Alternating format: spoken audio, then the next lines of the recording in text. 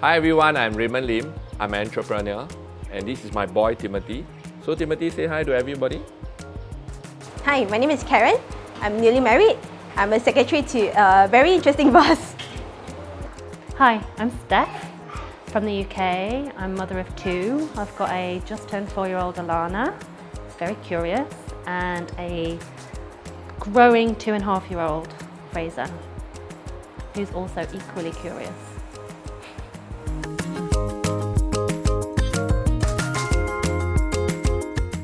When he was young, we do not know about his cry, whether it would be more like a hungry, tired, or what expression that he wants to bring out himself. I think it's also frustrating and also annoying when we do not understand his cry and his wants. So the first month of Alana's life was pretty tricky. This person arrived in our home and my husband and I were like, who is the stranger? What does she need and how do we get to know her and how does she get to know us? So that's quite frightening in the first month. It's pretty terrifying actually. It's pretty terrifying.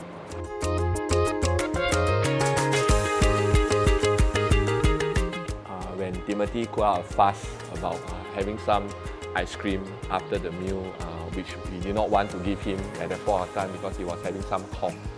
So when I remember that I put him down the baby chair, he was turning around and flipping on the floor, created a big scene for us. So it was maybe embarrassing and frustrating at the point of time. The very bad experience that I had them on the train was that they were literally just screaming and shouting in the train just because I didn't give them what they wanted. Yeah, and it was a very embarrassing moment because I could literally sense that the commuters that are on the train were just looking at us and even gossiping away. One day on holiday when Alana was 4 months old, we'd been out and had a lovely time. We came in and it was just me and her, put her in the middle of the bed and I went to get something from outside and I had the key card and then I closed the door and she was locked inside because the key card didn't work. We could hear her screaming through the door, so I knew she'd fallen. And when I got in there, she was on the floor screaming. That was a very traumatic experience for me and a big learning point. Yeah.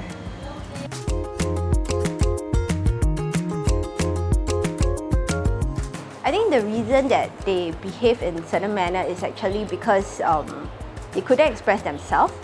Yeah, and the true tantrum, that's their way of expressing.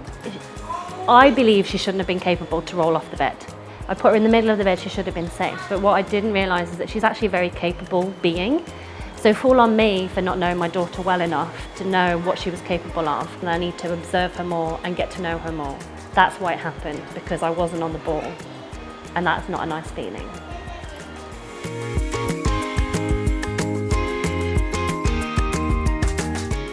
Well, my first wish would be to not have put her in the bed, but I wish I had seen her as a whole person. If I had observed her and knew that she was maybe starting to roll, then maybe it wouldn't have happened in the first place. I wish that I would actually be able to learn to actively listen to them. I think the wish will be able to see what his feelings and expression on his forehead so that we can actually understand as parents on what he wants and what his needs are. Instead of seeing her as a useless, incapable little baby, which she obviously wasn't, then it would never have happened in the first place. So that was a big learning point for me.